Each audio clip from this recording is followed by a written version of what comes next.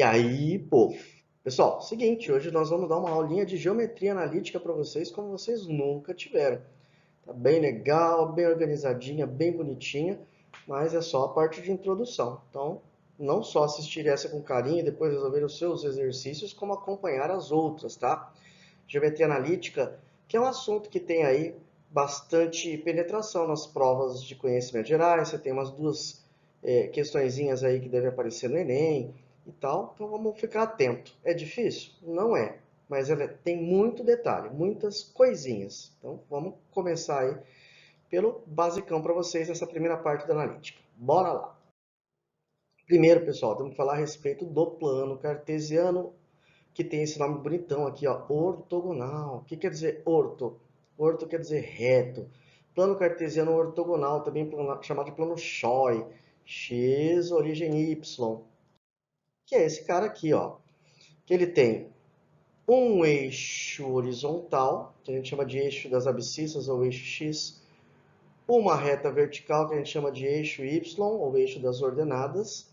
Esses dois caras, quando se cruzam, formam um reto, por isso que vem a historinha do ortogonal aqui. O que a gente tem que lembrar a respeito desse cara? Bom, em primeiro lugar, que ele está dividido em 4 quadrantes. O primeiro quadrante é esse que fica em cima à direita, e daí você girando no sentido anti-horário, vamos ter lá o segundo, o terceiro e o quarto quadrantes. Vocês se lembram bem dessa historinha aqui. Coisas importantes a gente lembrar é o seguinte, ó. No primeiro quadrante, pessoal, eu estou à direita, e valores de x que estão à direita são sempre positivos. Já no primeiro quadrante, também posso pensar em termos de y, e y está para cima. E quando o y está para cima da origem, os valores de y também são positivos. Legal? Então lembre-se disso. Ó. X que está à direita da origem é positivo, o y que está para cima da origem é também positivo. Beleza? Daí a gente tem como, tendo um determinado ponto, uma localização, saber se x e y são positivos e tal. Mas e se o ponto não tiver num dos quadrantes? Tipo esse pontinho que eu acabei de marcar para vocês aqui. Ó. Quais são as coordenadas desse ponto? 3 e 0. Esse ponto está localizado sobre o eixo x. Então não adianta você falar, ele está no primeiro quadrante, ele está no quarto. Não, ele está sobre o eixo x entre o primeiro e o quarto. Como nós estamos à direita da origem, ó, pode ver que o x é positivo. Se eu marcar um ponto lá do lado esquerdo, mas também a 3 unidades de distância da origem, eu vou ter que dizer que lá o x vale menos 3. Então eu vou ter o ponto menos 3 e 0. O que é importante se lembrar disso? Todo ponto que está localizado sobre o eixo x é um ponto em que o y correspondente vale 0. Legal? Importante isso. Simples, mas muito importante. E se o ponto estiver sobre o eixo y, como esse que eu acabei de representar ali para vocês? Olha, quando eu estou sobre o eixo y, o que rola é que o x deve caminhar até aqui no meio. Aí o y é que fica passeando sobre o seu eixo. Então, ponto sobre o eixo y é ponto onde o x vale 0. E daí, nesse caso aqui, como eu estou para cima, o y vale 3. Contrapartida aqui embaixo, ó, seria o ponto 0 e menos 3. Então, outra coisinha importante para você lembrar. Ponto localizado sobre o eixo y, o x dele equivale 0. Legal? Bem basiquinho, mas extremamente importante a respeito aí do plano cartesiano. Legal. O que mais que nós precisamos dessa historinha aqui? Ó? Falar sobre simetrias. E simetria, pessoal, tem a ver com espelho. Olha só esse GIF que eu coloquei para vocês.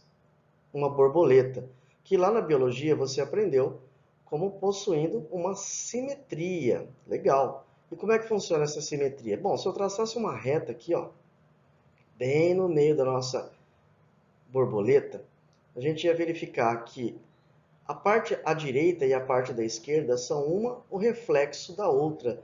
Uma é a imagem refletida no espelho da outra. E na natureza nós temos uma montanha de coisas que obedecem a esse critério de simetria. O próprio corpo humano tem a simetria. Né? Se a gente traçar uma reta aqui, ó, passando bem pelo centro, nariz, dividindo os olhos e tal, nós vamos verificar que o nosso corpo ele é um reflexo. Olha nossas mãos aqui, ó. Elas se complementam como as asas da borboleta. Essa é a ideia de simetria. E nós vamos falar agora a respeito de pontos simétricos no plano cartesiano. Então, olha o que a gente vai fazer. Vai pegar e colocar um ponto aqui no primeiro quadrante. Vamos dizer que as coordenadas desse ponto aqui sejam A e B. Vou chamar ele de P1 para indicar que é um ponto do primeiro quadrante de coordenadas A e B. Agora nós vamos fazer de conta que o eixo Y é o espelho. Então, lá no segundo quadrante é que vai ficar o reflexo do ponto P1. E como é que eu faço para determinar quem é esse simétrico? Ora, a distância desse ponto aqui até o eixo Y tem que ser a mesma do ponto P1 até o eixo Y. Opa, há unidades. E a distância desse ponto em relação ao eixo X tem que ser a mesma do ponto P1, B unidades. Só que como a gente está aqui à esquerda, ó, então eu não vou poder dizer que o x desse ponto aqui vale A. Ele vale menos A. Então, o ponto P2 de coordenadas menos A e B é simétrico ao ponto P1. Eles são, portanto, simétricos em relação ao eixo Y. Legal? Olha só. Vamos continuar na simetria. Vamos continuar com esse ponto 1. Será que ele tem um simétrico aqui no terceiro quadrante? E tem. E como é que eu obedeço a simetria? Mesmo esquema. A distância desse cara aqui até o eixo Y tem que ser de A unidades e até o eixo Y tem que ser de B unidades. Só que lembre-se, no terceiro quadrante o X e o Y são negativos. Então, o que vai acontecer é que esse ponto 3 vai ter que ter a coordenada definida por menos A e menos B. E onde é que está o espelho entre esses caras? Ele está aqui, ó. O espelho está aqui na origem. Então, a gente diz que os pontos P1 e P3 são simétricos em relação à origem. Legal! Então, será que o P1 tem uma simetria em relação ao quarto quadrante? Tem sim. Olha lá. E é o mesmo esquema. A distância desse ponto em relação aos eixos coordenados tem que ser a mesma que o ponto P1 tem. Assim, ele será simétrico. Quais serão as coordenadas dele, então? Bom, ele vai estar A unidades à direita da origem. Então, ele vai ter abscissa A. E ele vai estar B unidades aqui para baixo da origem. Então, ele vai ter ordenada menos B. Os pontos P1 e P4 serão, portanto, simétricos em relação... Opa, agora, olha só quem é o espelho. É o eixo X. Legal? Tem mais simetrias. Vamos ver todas aqui, ó. Vamos pegar o ponto P2. E vamos pensar no simétrico desse cara aqui, ó. Lá no terceiro quadrante. O P2 e o P3 que a gente já tinha visto, eles também serão simétricos em relação ao eixo X. Vamos pegar o P2 de novo? Quem é o simétrico dele no quarto quadrante? A gente já tinha visto. O ponto P4 de coordenadas A e menos B. Só que o P2 e o P4 serão simétricos em relação à origem. Legal, genião. Vamos pegar, por último aqui, ó, o ponto P3 e ver a simetria dele com o ponto P4.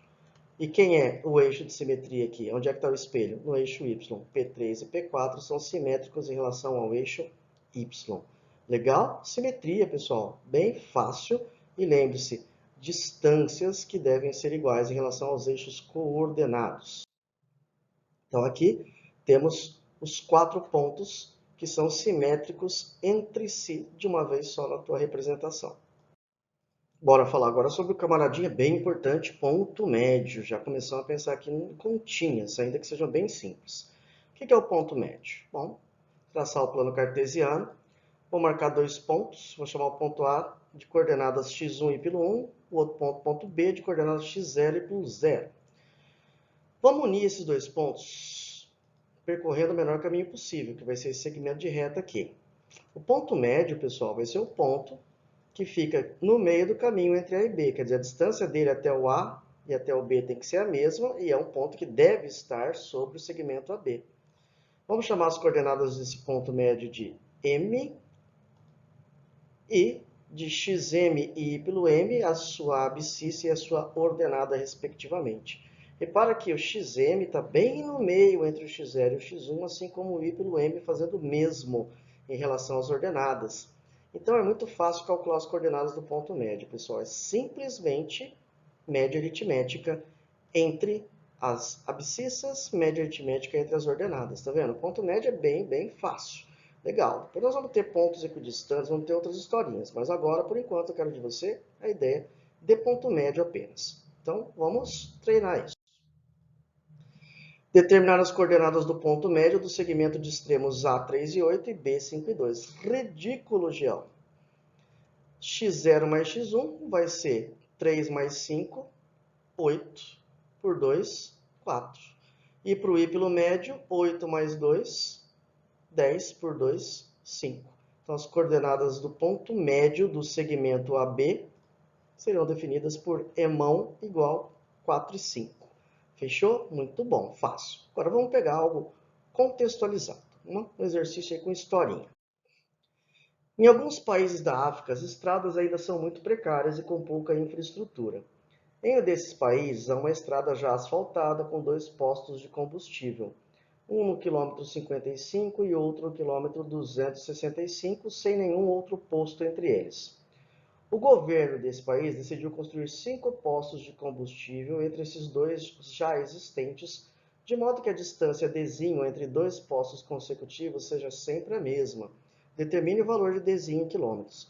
Pessoal, esse é um exercício muito fácil. A gente podia resolver ele pensando em termos de progressão aritmética ou um outro raciocínio qualquer, nem a ver com geometria analítica. Mas dá para a gente enquadrar em analítica e eu resolvi colocá-lo aqui para a gente entender como é que eu faço para dividir um segmento aí em partes iguais. Olha que fácil. Eu vou ter aí os 2 postos nos extremos. Um no quilômetro 55 e o outro no quilômetro 265. Muito bem. A distância entre esses 2 postos é de exatamente 210 km. O que nós queremos fazer agora, o que o governo do país lá quer fazer, é colocar outros 5 postos, de tal forma que a distância entre qualquer par de postos consecutivos seja sempre igual. Então eu tenho 1, 2, 3, 4, 5, 6 distâncias iguais, 6 segmentos ou 6 trechos cuja distância separando esses postos consecutivos tem que ser exatamente a mesma. Então é muito fácil, pessoal. É só a gente pegar esse 210 agora e dividir ele por 6. Ou seja, a distância entre qualquer par de postos consecutivos aí tem que ser de 35 km. E com isso eu dividi um segmento não em 2 partes iguais, mas em 5 partes iguais. Trabalhamos só com um dos eixos, né, do plano cartesiano nesse caso aqui. Mas é um exemplo interessante contextualizado aí sobre uma aplicação de dividir em segmentos iguais. Não necessariamente em 2, porque eu quis fazer um upgrade para a gente resolver algo um pouquinho mais difícil, tá? Vamos lá, será que não vale a pena a gente resolver mais alguma coisinha de geometria analítica? Não precisa necessariamente estar envolvendo ponto médio, mas vamos ver a historinha. Questãozinha do Enem de 2015, ó. Devido ao aumento do fluxo de passageiros, uma empresa de transporte coletivo urbano está fazendo estudos para a implantação de um novo ponto de parada em uma determinada rota. A figura mostra o percurso indicado pelas setas, realizado por um ônibus nessa rota e a localização de 2 de seus atuais pontos de parada, representados por P e Q. Os estudos indicam que o novo ponto T deverá ser instalado nesse percurso entre as paradas já existentes P e Q, de modo que as distâncias percorridas pelo ônibus entre os pontos P e T e entre os pontos T e Q sejam iguais. De acordo com os dados, as coordenadas do novo ponto de parada são... Vamos lá, essa é a nossa figura, ó. Então, vamos ver o que está acontecendo. Aqui o ponto P e lá em cima o ponto T. O busão segue aqui a trajetória pela rua A, do 30 até o 550. Daí ele faz uma invertida aqui para a vertical e sobe em direção ao ponto Q. Muito bem. Então eu estou saindo aqui de 20 no eixo Y e indo até 320. Eu quero construir uma parada, colocar uma parada, que nós vamos chamar de ponto T, que fique exatamente a mesma distância dos pontos P e Q, mas na trajetória que está sendo desenvolvida aqui. Quer dizer, um ponto que fique equidistante de P e de T, mas mantendo a trajetória. Parece difícil, né? Mas não é, pessoal. Olha isso. De 30 até 550 é um deslocamento aqui, paralelo ao eixo X, de quanto? De 520. Agora você vai fazer o deslocamento, vai verificar o deslocamento em relação ao eixo Y, ou seja, de 20 até o 320. Na vertical, de 20 a 320, você deslocou 300. Significa que a trajetória toda do ônibus vai ser de quanto? De 820 metros. Como eu quero colocar um ponto que fique intermediário bem no meio, né, desses pontos P e Q, então é só dividir 820 por 2. Esse ponto tem que estar a 410 metros de distância do P e a 410 metros de distância do Q. Vamos lá, então. Se eu pegar esses 410 e sair aqui do ponto P, eu vou andar 410 adiante do P e vou parar lá em quanto? Em 440. Quer dizer que esse ponto vai estar localizado ainda aqui, ó, paralelo ao eixo X, na horizontal. Aí o ponto. E qual vai ser a abscissa desse ponto? 30 com 410, 440. Como ele não sofreu nenhum deslocamento em relação ao eixo Y, significa que ele continua tendo a ordenada igual a quanto? A ordenada igual a 20. Então, esse é o ponto. Ponto 440 e 20. E, ó, verifica comigo, ó. 30 mais 410 chegou no 440. Do 440 ao 550, ele anda 110. E ele está aqui na altura 20 e vai até a altura 320 mais 300. Então, 110 com 300, 410. Resolvidinho, questãozinha do Enem. Bem fácil. Legal? Pronto. Estamos chegando no finalzinho dessa primeira abertura aqui sobre geometria analítica. Tem um monte de coisa, pessoal. Nós temos que ver ainda, nós temos que ver aí as bissetrizes dos quadrantes, distância de dois pontos e tal. Mas esse comecinho bem de leve para você ficar feliz, né, são os conceitos básicos de analítica, é bem sossegado mesmo. Então nós vamos colocar agora as coordenadas do baricentro de um triângulo, que também é bem simples. Vamos lembrar da geometria plana, o que é o baricentro. O baricentro, pessoal, é o ponto de encontro das medianas. Todo triângulo possui 3 medianas. Quem são as medianas? As medianas são segmentos de reta que unem um vértice ao ponto médio do lado oposto. Então, eu tenho mediana AN, mediana BP e mediana CM, unindo cada vértice ao ponto médio do lado oposto. O ponto de encontro dessas três medianas chama-se baricentro, que também é conhecido como centro de equilíbrio, ponto de equilíbrio do triângulo. Tipo, olha que negócio maluco. Se você pegar um papelão, recortar esse papelão em forma de triângulo, e daí você traçar as três medianas bem bonitinho e marcar o baricentro, você vai conseguir colocar aquele papelão, ele equilibrado aqui, ó, na ponta do seu dedo, colocando exatamente ele no baricentro. Daí ele não vai pender, por quê? Porque haverá uma distribuição de massa, um equilíbrio, ao invés de ele pender para a esquerda, à direita, para qualquer lado, para baixo, né, que seria a atração da gravidade. Legal isso? Muito louco, né? Então, baricentro é isso aí. E como é que eu acho na analítica as coordenadas do baricentro? Não podia ser mais simples. As coordenadas do baricentro eu obtenho pela média aritmética entre as coordenadas. Para achar o xg, que seria a abscissa do baricentro, somam-se todas as abscissas, as três dos vértices do triângulo, dividido por 3, e a mesma coisa para eu achar a ordenada YG aí do baricentro. Legal? Então, um exemplinho para a gente praticar isso aí e tá de bom tamanho. Determina as coordenadas do baricentro deste triângulo bonitão que você está vendo aí, ó, de coordenadas A, B e C definidas na figura. XG, como é que eu vou achar? Somando menos 1 com o 2 e o 4 e dividindo por 3. Menos 1 mais 2 mais 4 vai dar 5. 5 sobre 3, 5 terços. E para achar o Y pelo G, 1 mais 4, 5, com mais 1, 6, 6 por 2, perdão, por 3, 2. Então, as coordenadas do baricentro determinadas aí por 5 terços e 2. Legal? Filé. Legal, isso agora é praticar exercícios relativos a esses tópicos apenas, tá? A geometria analítica, ela tem, como eu disse, muitos desdobramentos. As provas vão utilizá-las de formas diferentes. Se você pegar uma específica, você vai trabalhar mais com cálculos.